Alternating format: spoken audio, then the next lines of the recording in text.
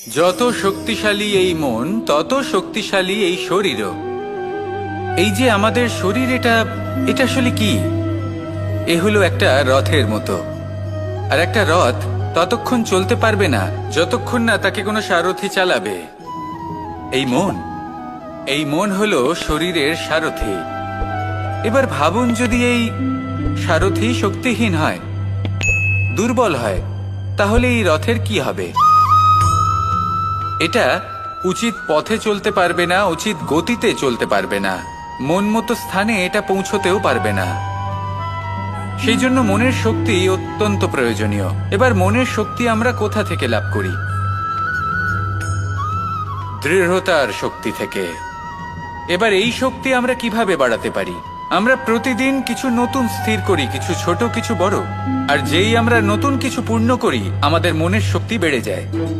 আর যদি পূর্ণ না করতে পারি, মনের শক্তি কমে যায়। একটা দেওয়ালের মতো ছোট ছোট ছোট ছোট শিলা আমরা একটার পর একটা স্থাপন করে একটা দেওয়াল তৈরি করি। এতগুলো পাথর যখন একত্রিত হয়ে যায়, তখন এমন এক দেওয়াল তৈরি হয় যাকে ভাঙা প্রায় অসম্ভব হয়ে দাঁড়ায়। সেরকমই হয় মন এবং দৃঢ়তা। ছোট ছোট কাজ করে নিজের লক্ষ্য পূর্ণ করুন। এই লক্ষ্য যদি পূর্ণ হয়, তবে মনের শক্তি বাড়বে। কিছুটা এইভাবে যে যত বড়ই বিপদ আসুক না কেন, সেই বিপদ নিজে হার মেনে নেবে, কিন্তু আপনার মন ততটাই শক্তিশালী থাকবে। তাই মনের শক্তি বাড়াতে থাকুন, যাতে আপনি উচিত পথে চলতে পারেন, উচিত গতিতে চলেন আর মনোবাঞ্ছিত স্থানে পৌঁছতে পারেন। তবেই এই মন প্রসন্ন হয়ে বলবে, রাধা রাধা। ওমা, এ কি? আমি কখন থেকে এখানে অপেক্ষা করছি, হাত পেতে দাঁড়িয়ে রয়েছি যাতে একটা ফল আমার হাতে এসে পড়ে এবং সেটা আমি খেতে পারি।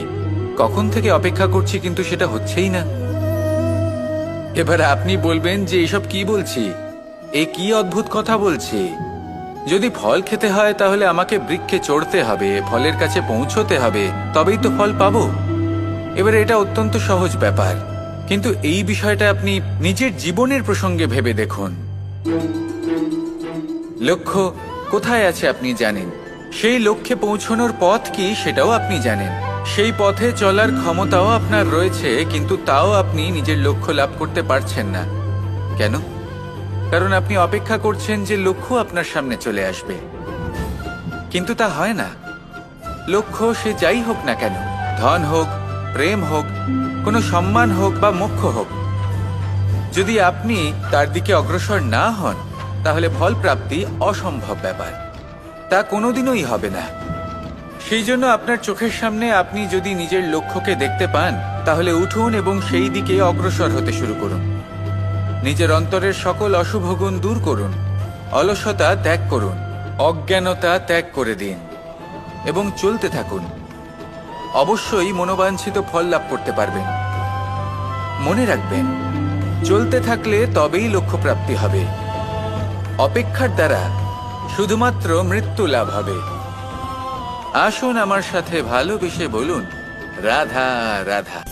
প্রত্যেক প্রাণী ভালোভাবে জীবন যাপন করতে চান, এটা তাদের স্বভাবে আছে এবং ভাবাটা অনুচিত নয়। কিন্তু একটা ভালো জীবনের গুরুত্বপূর্ণ অংশ কোনটা? বসবাসের স্থান। সেই স্থান যেখানে আমরা জীবন অতিবাহিত করি। এবার মানুষ ভাবতে পারেন যে একটা ভালো বাসস্থানের অর্থ কি? সেই স্থান যেখানে সহজে জল পাওয়া যায়, যেখানে শুদ্ধ বায়ু পাওয়া যায়, যেখানে আনাজ উৎপন্ন হয়। এটা জীবনযাপনের জন্য পর্যাপ্ত বটে, কিন্তু ভালো জীবনযাপনের জন্য আরো একটা কথা আপনাকে বুঝতে হবে। সাধু, জ্ঞানী, পণ্ডিত ব্যক্তি, এই সকল মহাপুরুষ, এনাদের যে বাসস্থান তা অত্যন্ত বিশেষ হয়। এখানে এক ধরনের বিশেষ ইতিবাচক শক্তি থাকে, এমন একটা স্থান যেখানে দেবতারাও বিচরণ করেন। জীবন আমরা সবাই যাপন করি, কিন্তু জীবনের উদ্দেশ্য শুধুমাত্র জীবন যাপন করা নয়। জীবনের উদ্দেশ্য হল মুক্তি লাভ করা। আর এই সকল সাধু, জ্ঞানী, পণ্ডিত ব্যক্তি, এই সকল মহাপুরুষ আপনাকে মুক্তির পথে নিয়ে যেতে পারেন। কারণ এরা হলেন সেই মহাপুরুষ যারা নিজেদের অন্তরের বিকার, অহংকার, ক্রোধ, বিদ্বেষ, এই সকল দোষগুলিকে ত্যাগ করেছেন, এদের উপর বিজয় লাভ করেছেন। এমনই একজন ব্যক্তি আপনাকে মুক্তির পথে নিয়ে যেতে পারে। প্রয়োজন হলো শুধুই এনাদের চিনতে পারা, এদের কথা বুঝতে পারা এবং এদের দেখানো পথে চলা। যদি আপনি এটা করতে পারেন, তাহলে এই মন প্রফুল্ল হয়ে বলবে, রাধা রাধা। কখনো কোনো বাগানের কোনো বৃক্ষকে দেখেছেন যেখানে সুগন্ধি ফুল থাকে, রসালো ফল থাকে? তখন মন প্রফুল্ল হয়ে ওঠে, মন থেকে সেই বৃক্ষের প্রতি ভালোবাসা জন্মায়। কিন্তু যিনি বাগানের মালিক, শুধুমাত্র তিনিই জানেন যে কিভাবে এই বৃক্ষকে আগলে রাখতে হয়, কিভাবে তার পরিচর্যা করলে এতে সুন্দর সুগন্ধি ফুল হবে, রসালো ফল হবে। কখনো কখনো প্রয়োজনের থেকে বেশি রোদ পেলে এই বৃক্ষগুলি শুকিয়ে যায়, প্রয়োজনের থেকে কম রোদ পেলেও এই বৃক্ষ কিন্তু শুকিয়ে যায়। প্রয়োজনের থেকে কম জল যদি পায়, এই বৃক্ষ শুকিয়ে যেতে পারে। প্রয়োজনের থেকে অতিরিক্ত জল যদি পায়, তখনও এই বৃক্ষের শিকড়গুলি নষ্ট হয়ে যেতে পারে। এবার এটাই কিন্তু আমাদের সংসারের সাথেও হয়। আমাদের সংসারের সকল প্রতিভাশালী ব্যক্তি, যেমন লেখক, বিচারক, প্রবক্তা, যোদ্ধা, এদের সবার ক্ষেত্রে এই কথাটাই প্রযোজ্য। যদি বেশি প্রশংসা করা হয়, তাহলেও এরা হারিয়ে যাবেন।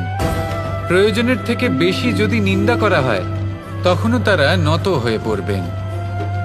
তাহলে আপনি এদের রক্ষা করুন এবং নিজেদেরও। মনে রাখবেন একটা কথা, জেনে রাখুন কখন কোন নিন্দায় আপনি লজ্জিত হবেন না, আর কখন কোন প্রশংসার দ্বারা নিজের মধ্যে অহংবোধ জাগ্রত করবেন না। এই মন সুপ্রসন্ন হয়ে বলবে, রাধা রাধা। জল এ হলো জীবনের আধার পঞ্চতত্ত্বের মধ্যে একটি, আর অত্যন্ত বিশেষ।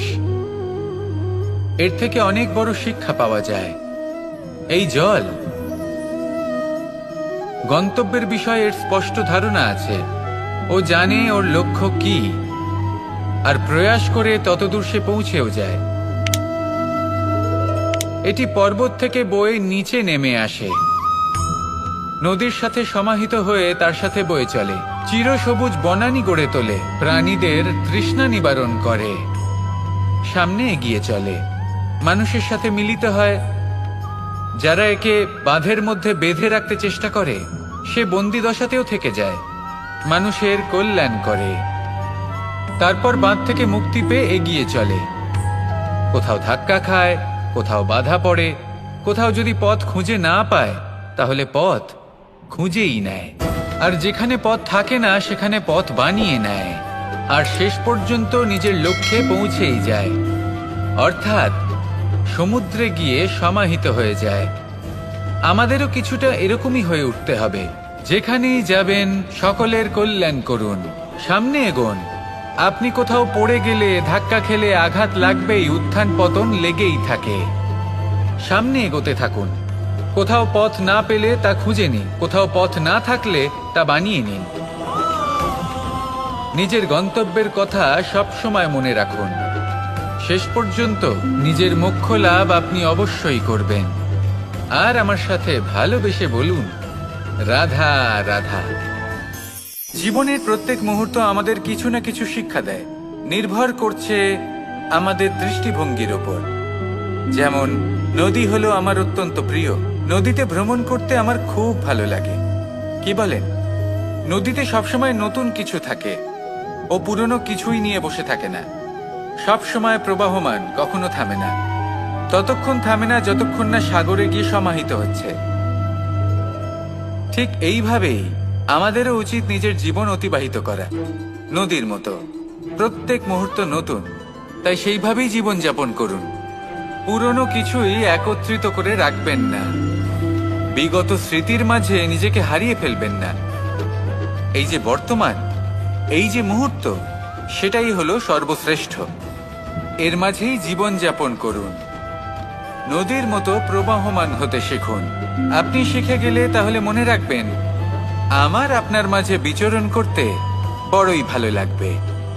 যে ব্যক্তি আনন্দের সাথে জীবনের প্রত্যেকটা মুহূর্ত অতিবাহিত করে কোনো চিন্তা ছাড়াই, প্রবাহমান হয়, কখনোই থামে না। যতক্ষণ না মুক্তি লাভ করছেন এমন ব্যক্তির মধ্যেই রাধাকৃষ্ণ বসবাস করেন। তাহলে আসুন আমার সাথে ভালোবেসে বলুন, রাধা রাধা। সূর্যের প্রকাশ, অন্ধকারকে দূর করে দেওয়া সেই মহানায়ক। এই সূর্যের প্রকাশ যখন পৃথিবীতে এসে পৌঁছয় কি হয়? এই পৃথিবী জেগে ওঠে, প্রত্যেক প্রাণী জেগে ওঠে, মানুষ জেগে ওঠে, নিজের কর্ম করেন, জীবন যাপন করেন। এই ঘুমের মৃতপ্রায় স্থিতি কাটিয়ে উঠে জীবন যাপন করতে শেখেন। এটাই হলো প্রভাব সূর্যের প্রকাশের। এবার এই প্রকাশ যে সূর্যের থেকে পাই, তিনি কি করেন? তিনি নিজেকে জ্বালান আমাদের জীবন প্রদান করার জন্য। প্রত্যেকটা মুহূর্ত তিনি তাপ সহ্য করেন আমরা যাতে সেই প্রকাশ লাভ করি। এটাই হলো জীবনের সারমর্ম। যদি আপনিও এই সংসারে প্রকাশ ছড়িয়ে দিতে চান, তাহলে আপনাকেও তপ্ত হতে হবে, নিজে জ্বলতে হবে, সেই কর্ম করতে হবে যেটা কঠিন হতে পারে কিন্তু আসলে শ্রেষ্ঠ। তবেই এই সংসারের সেবা করতে পারবেন, সংসারকে পথ দেখাতে পারবেন। নিজের অন্তরের প্রকাশ জাগ্রত করুন, তবেই সেই সকল ব্যক্তি যারা পাপের অন্ধকারে নিমজ্জিত হয়ে আছেন তারা জাগ্রত হবেন। সেই সকল ব্যক্তিকে জাগিয়ে তুলুন, প্রেরিত করে তুলুন সুখী হওয়ার জন্য যারা সুখী হতে পারছেন না। সেই সকলকে প্রেরিত করুন সাফল্য লাভের যারা সফল হতে পারছেন না। নিজের অন্তরের সূর্যকে জাগ্রত করুন, চারিদিকে শুধু প্রকাশই প্রকাশ হবে, জীবনই জীবন থাকবে, আনন্দই আনন্দ থাকবে, আর এই মন বারবার প্রসন্ন চিত্তে বলে উঠবে, রাধা রাধা। আজ আমরা দুই ধরনের ব্যক্তির বিষয়ে কথা বলবো। প্রথম জন হলেন যে প্রয়োজনের থেকে অনেক বেশি পরিমাণ ধন উপার্জন করে থাকেন। তার কাছে ততটা ধন থাকে যতটা তার প্রয়োজনও নেই, তারপরেও আরো ধন উপার্জন করতে চেষ্টা করতে থাকেন।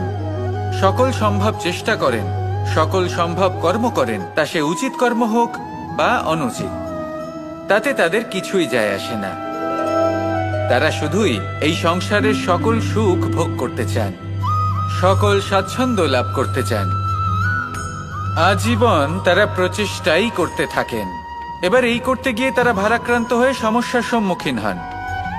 এনাদের সমগ্র জীবন এই চেষ্টাতেই চলে যায়, জীবন যাপন করার বদলে। অন্যদিকে আরেকজন ব্যক্তি যিনি জানেন তার প্রয়োজন কতটুকু, আর শুধুমাত্র সেই পরিমাণ ধন অর্জন করেন, তার থেকে বেশি একটুও নয়। উনি যদি দুবেলা খেতে পান, মাথা গোজার ঠাঁই পেয়ে যান, সেটাই পর্যাপ্ত।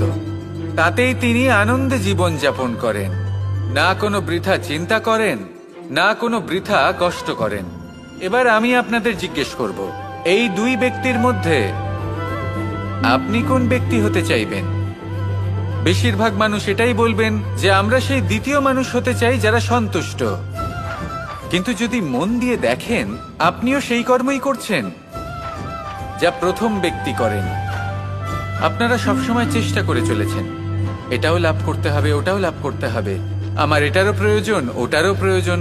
আপনি অনেক কিছু লাভ করেছেন, কিন্তু প্রশ্ন এটাই যে আপনার কি সেই সবকিছুর প্রয়োজন রয়েছে?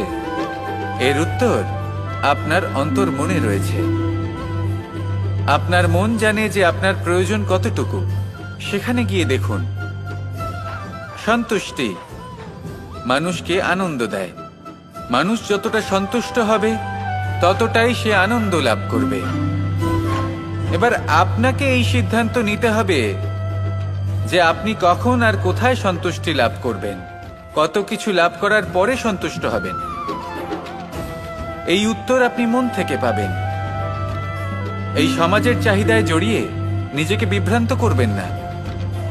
নিজের অন্তরের এই মিথ্যে অহংবোধকে প্রশ্রয় দিতে গিয়ে যদি আপনি এরকম প্রয়াস করতে থাকেন, তাহলে জীবনযাপন কখন করবেন? থেমে যান, শান্ত হয়ে যান, নিজের অন্তর্মনে নিমজ্জিত হয়ে দেখুন যে সন্তুষ্টি কোথায়। এই সন্তুষ্টি লাভ করুন। এই মন প্রসন্ন হয়ে বলবে, রাধা রাধা। ক্ষমা একটা অত্যন্ত সুন্দর শব্দ, আমার খুব প্রিয় শব্দ, কিন্তু এই ক্ষমা কখন আর কিভাবে প্রয়োগ করতে হবে সেটা বোঝা প্রয়োজনীয়। এক, যদি আপনি কোনো অন্যায় করেন আর ক্ষমা না চান, ক্ষমা প্রার্থনা না করেন, ক্ষমা চাওয়া থেকে এড়িয়ে যান, তাহলে তাতে আপনারই ক্ষতি হবে। কিভাবে? ক্ষমা না চাইলে মনের মধ্যে অহংকার জাগ্রত হয়, আর অহংকার তো প্রকৃত অর্থে আমাদের ক্ষতিই করে। 2, কেউ যদি অপরাধ করেন, আপনার থেকে ক্ষমা না চান, তাহলে তাকে ক্ষমা করবেন না। ক্ষমা হলো অত্যন্ত অমূল্য, আর না চাইতেই কাউকে ক্ষমা দান করা এটা উচিত নয়। 3, যদি কেউ আপনার সাথে অনুচিত কিছু করেন, অপরাধ করেন, আর আপনার থেকে ক্ষমা চান, তাহলে তাকে ক্ষমা করে দিন। তাতে আপনার অন্তরের করুণাবোধ জাগ্রত হবে, প্রেম জাগ্রত হবে, আর তা আপনার জন্য শুভ হবে। 4, যদি আপনি নিজে কোনো অপরাধ করেন, তাহলে অবশ্যই ক্ষমা চাইবেন। তাতে আপনারই লাভ হবে। কিভাবে? সামনের ব্যক্তি আপনাকে ক্ষমা করুক বা না করুক, আপনার অন্তরের অহংকার ক্ষীণ হবে, আর এই মন আরো নির্মল হয়ে উঠবে। এই ক্ষমা অত্যন্ত অমূল্য, ভেবেচিন্তে একে ব্যবহার করুন, আর আমার সাথে ভালোবেসে বলুন, রাধা রাধা।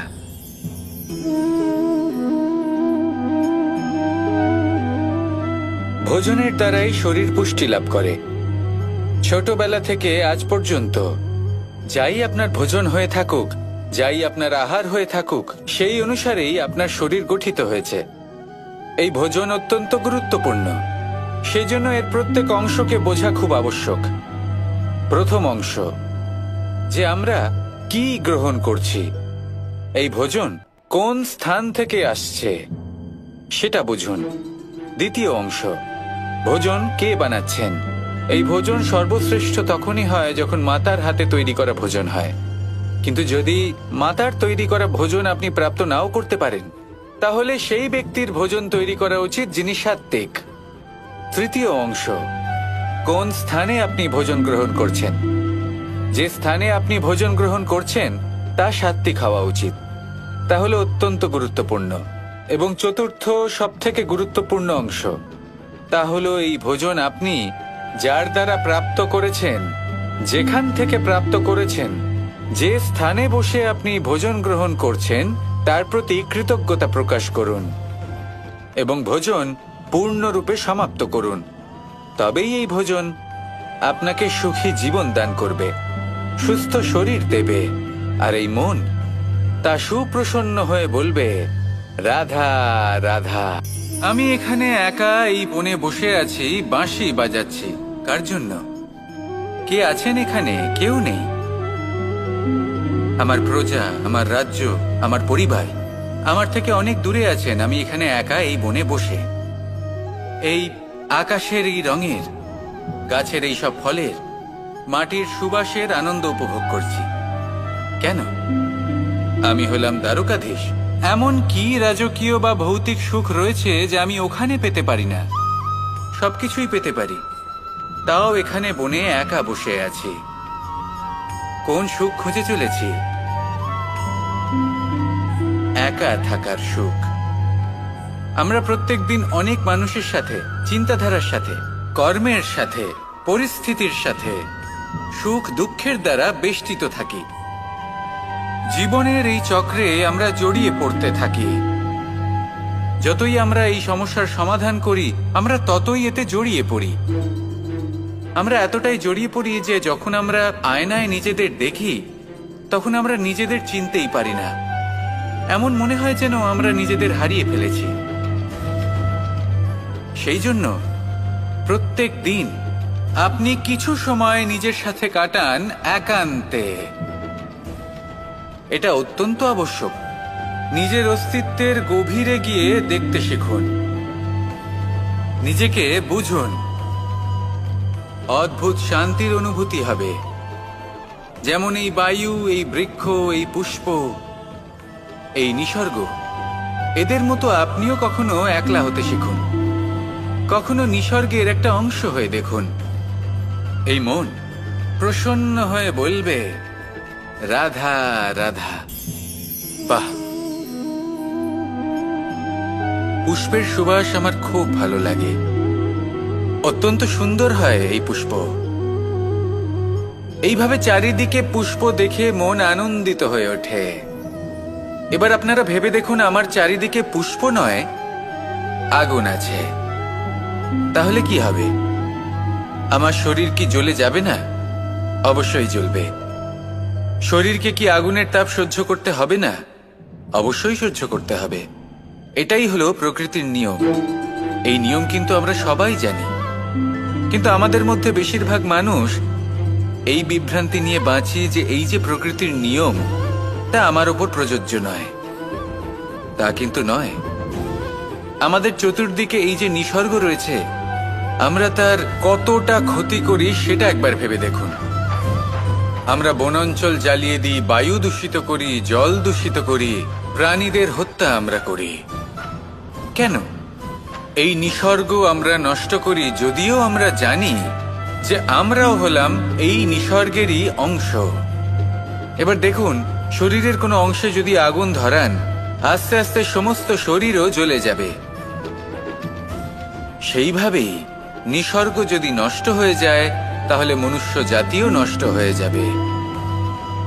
তাই এই যে নিসর্গ আপনি দেখছেন, এই পুষ্প, এই বৃক্ষ, বায়ু, জল, এদের সকলকে রক্ষা করুন, নষ্ট নয়। মনে রাখবেন, যদি নিসর্গ থাকে মানুষ থাকবে, যদি নিসর্গ থাকে তাহলেই জীবন থাকবে। আসুন আমার সাথে ভালোবেসে বলুন, রাধা রাধা। এ হলো গোলাপ ফুল। একে আমরা সকলেই চিনি। সমগ্র সংসার ভালোবাসে এই পুষ্পকে। এই ফুল দেখতেও সুন্দর। সবথেকে বেশি গুরুত্বপূর্ণ কথা হলো এর সুগন্ধ, যা দূর দূরান্ত থেকে ব্যক্তিদেরকে আকৃষ্ট করে। এই সুন্দর পুষ্প একটু মন দিয়ে দেখলেই দেখা যায় এর নিচে কাঁটা রয়েছে। এই সংসার বলে, এ প্রকৃতির কেমন রচনা, এত কোমল পুষ্প, এটা কি তীক্ষ্ণ কাঁটা সহ প্রস্ফুটিত হয়? এটাই হলো জীবনের সত্য। আমাদের অন্তরের সদ্গুণ, সেগুলিও এই ফুলের মতোই সুন্দর। সংসারের সৌন্দর্য দেখতে পায়, এর সুগন্ধ চতুর্দিকে ছড়িয়ে পড়ে। কিন্তু এই সদ্গুণ জাগ্রত করে তোলার জন্য কঠোর পরিশ্রম করতে হয়, প্রতিনিয়ত চেষ্টা করে যেতে হয়। তাই জন্য যদি আপনি জানেন আপনার পথ উচিত, কিন্তু তা কাঁটায় পরিপূর্ণ, তাহলে থামবেন না, চলতে থাকুন। একবার যদি অন্তরের সদ্গুণ জাগ্রত হয়, তাহলে এই সংসার এই সৌন্দর্য দেখবে আর সুগন্ধে আকর্ষিত হয়ে আপনার কাছে আসবে। এই মন, এই জীবন প্রসন্ন হয়ে বলবে, রাধা রাধা। আমাদের গৃহে অনেক কক্ষ রয়েছে, কিন্তু এমন কি আছে যে একটাই থাকে?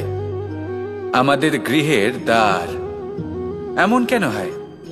অনেক দ্বার তো থাকতেই পারে। ভেবে দেখুন, একটা বিশাল ভবন রয়েছে, তার চতুর্দিকে অনেক দ্বার আছে। ভালোই হবে, যাতায়াত করতে সুবিধা হবে, কিন্তু এমন আমরা কেন করি না? এবার আপনি বলবেন যে এটার উত্তর তো সহজ। যতগুলো দ্বার থাকবে, ততজন দ্বারপালও থাকবে। কে কখন কোথা থেকে আসবে, কোথায় চলে যাবে, সেদিকে খেয়াল থাকবে না। চুরির সম্ভাবনাও বেড়ে যাবে। যাক, এই বিষয়ে অন্তত আপনি বোঝেন। সেই জন্য আপনার গৃহে একটাই দ্বার রয়েছে। কিন্তু আপনার মনের বিষয় কি জানেন? আপনার মনেও কি কোনো দ্বার আছে? নেই? তার মানে যে কোনো ব্যক্তি যেখান থেকে খুশি আসতে পারে, আর আপনার মনে যা খুশি প্রবেশ করিয়ে চলে যেতে পারে। কোনো বাধার সম্মুখীন না হয়ে কোনো ব্যক্তি আপনার মনে যা কিছু প্রবেশ করিয়ে চলে যাবে, তা সে আমাদের পক্ষে শুভ হোক, অশুভ হোক, বা যতই ঘাতক হোক না কেন। সেই ভাবনা হতে পারে বাসনাময়, ক্রোধে পরিপূর্ণ, মতভেদে পরিপূর্ণ, বিদ্বেষ বা অহংকারে পরিপূর্ণ, বা কোনো ব্যর্থ ভাবনা হতে পারে। বিশ্বের যে কোনো ভাবনা মনে এসে বসবাস করতে পারে। এবার মনে যা ভাবনা থাকবে, মন সেটাই অনুভব করবে। নেতিবাচক ভাবনা যদি মনে ঘর করে, মন সুখ অনুভব কি করে করবে? সেই জন্য আবশ্যক হলো মনের মাঝে ইতিবাচক সত্তার দ্বার গড়ে তোলা, অর্থাৎ কোনো ভাবনা যদি আসে এবং ইতিবাচক হয় তাহলে তাকে মনে প্রবেশ করতে দিন। যদি তা আপনাকে আর্থিক, সামাজিক, পারিবারিক, আধ্যাত্মিক লাভ দেয় তাহলে তাকে প্রবেশ করতে দিন। যদি না দেয়, যদি তা নেতিবাচক ভাবনা হয়, তাকে দ্বার থেকেই আবার ফিরিয়ে দিন। যত শুভ চিন্তায় থাকবে এই মন, ততই শুভ হবে আপনার জীবন। আর এই মন সুপ্রসন্ন হয়ে বলবে, রাধা রাধা। এই বৃহৎ বৃক্ষকে দেখুন, অত্যন্ত শক্তিশালী বৃক্ষ। এটা সবারই প্রিয়, তা সে ছোট হোক বা বড়, বৃদ্ধ হোক বা জোয়ান, সবাই ভালোবাসে এই বৃক্ষকে। আর সত্যি বলতে এই বৃক্ষ সবাইকে সেবা করে, সবাইকে ফল দান করে, সবাইকে ছায়া প্রদান করে। দূর থেকে দেখে মনে হয় এর কোনো পরিচর্যার প্রয়োজনই নেই, কিন্তু একজন কুশল মালী এইভাবে ভাবেন না। তিনি সময় অন্তরে খুব খুঁটিয়ে এই গাছ নিরীক্ষণ করেন, দেখতে থাকেন। যদি কোনো এমন শাখা থাকে যা রোগগ্রস্ত, তাহলে সেটা কেটে আলাদা করে দেন। যদি এমন কোনো শাখা থাকে যা মৃত, তাহলে সেটা আলাদা করে দেন। আর এইভাবে উপযুক্ত দেখাশোনা করার কারণেই এই বৃক্ষ এইভাবে সুস্থ হয়ে থাকে, সতেজ হয়ে থাকে, সবার সেবা করতে থাকে। আপনাকেও নিজের সাথে সেটাই করতে হবে। নিজের জন্য আপনাকে একজন কুশল মালী হয়ে উঠতে হবে, রক্ষা করতে হবে নিজের শরীরের, নিজের মনের। আপনার শরীর যদি রোগগ্রস্ত হয়ে পড়ে, তাহলে ওষুধ গ্রহণ করতে হবে। যদি এই মন কোনো এক কারণে বিচলিত হয়ে পড়ে, তাহলে তার থেকে নিজেকে মুক্ত করতে হবে। আপনি যদি নিজের যত্ন নেন, তবেই এই বৃক্ষের মতো হতে পারবেন। সেই বৃক্ষ যে সবারই প্রিয়, সবাইকেই সেবা করে। আসুন আমার সাথে ভালোবেসে বলুন, রাধা রাধা। এই হলো বট গাছের একটা বীজ।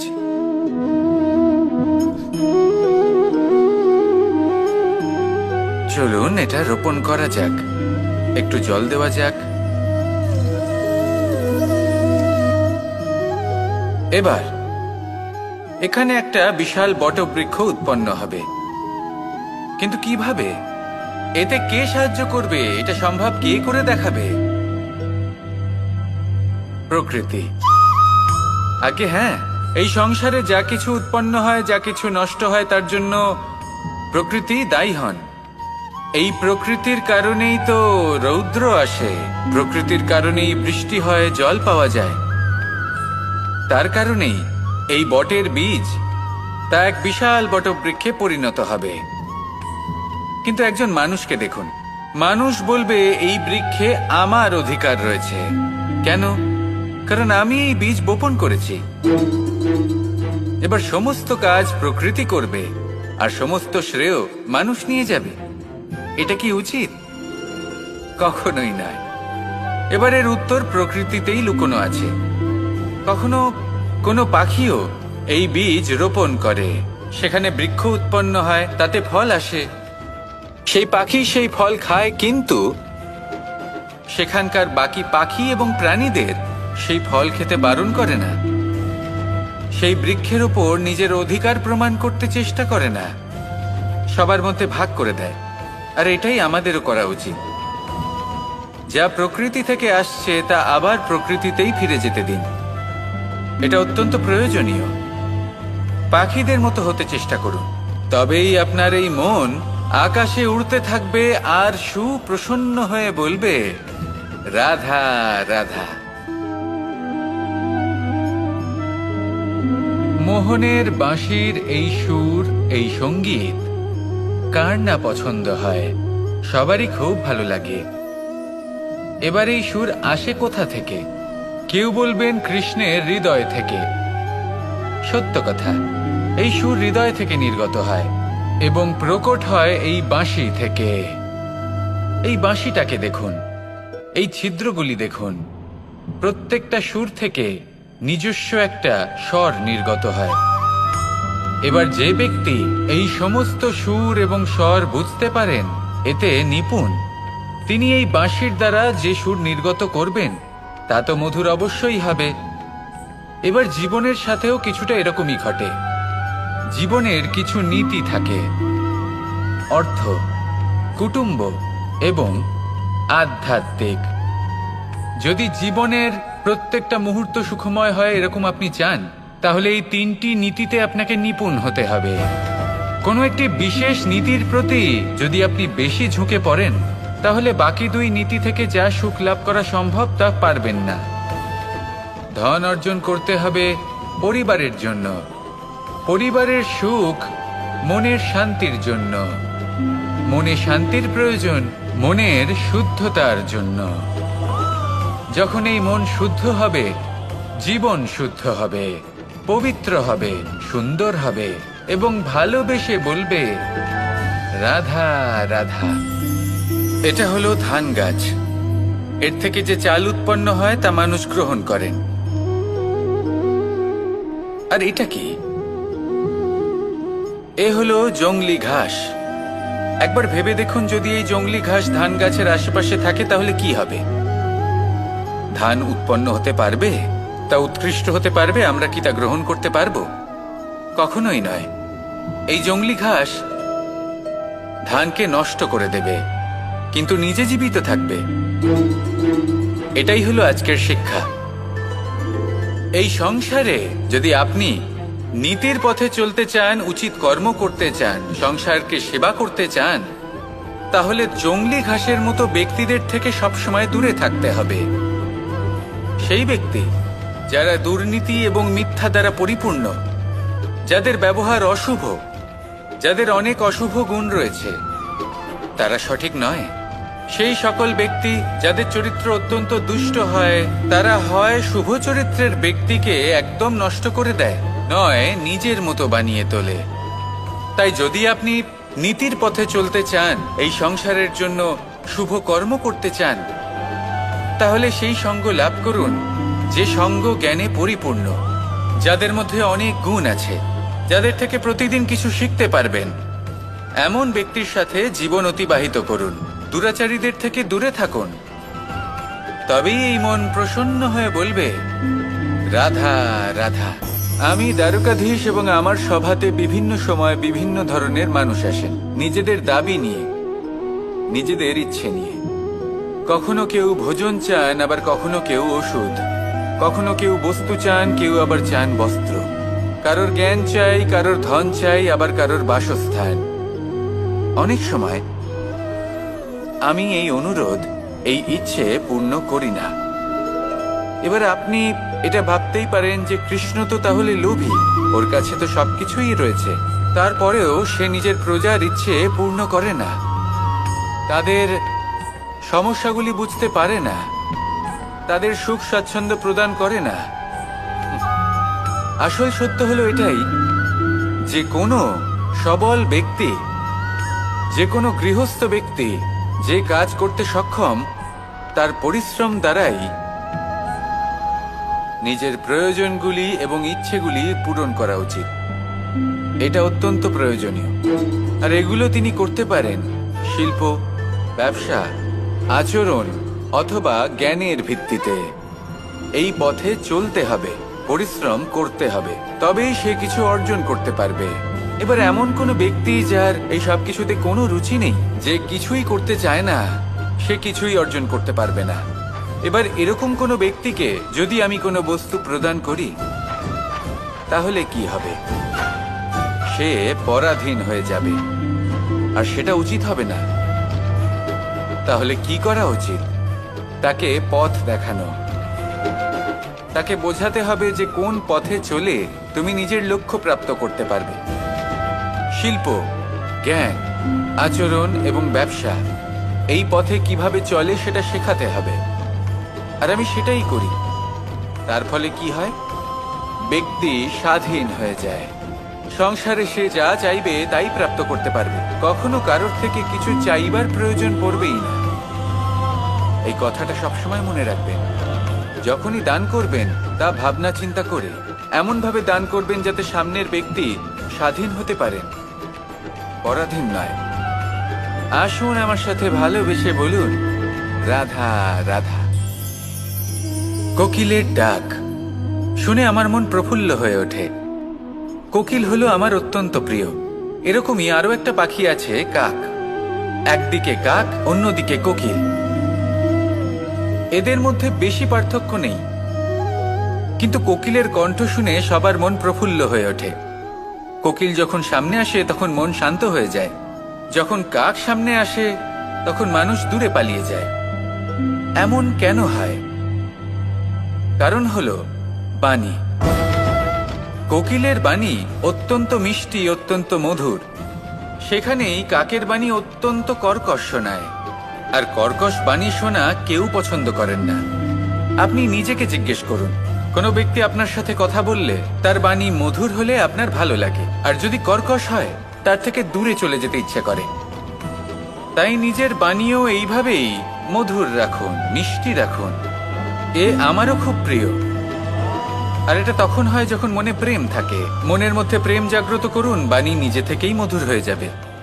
আর কৃষ্ণ নিজে থেকে আপনার কাছে আসবে আর আপনার সাথে বলবে, কি রাধা রাধা।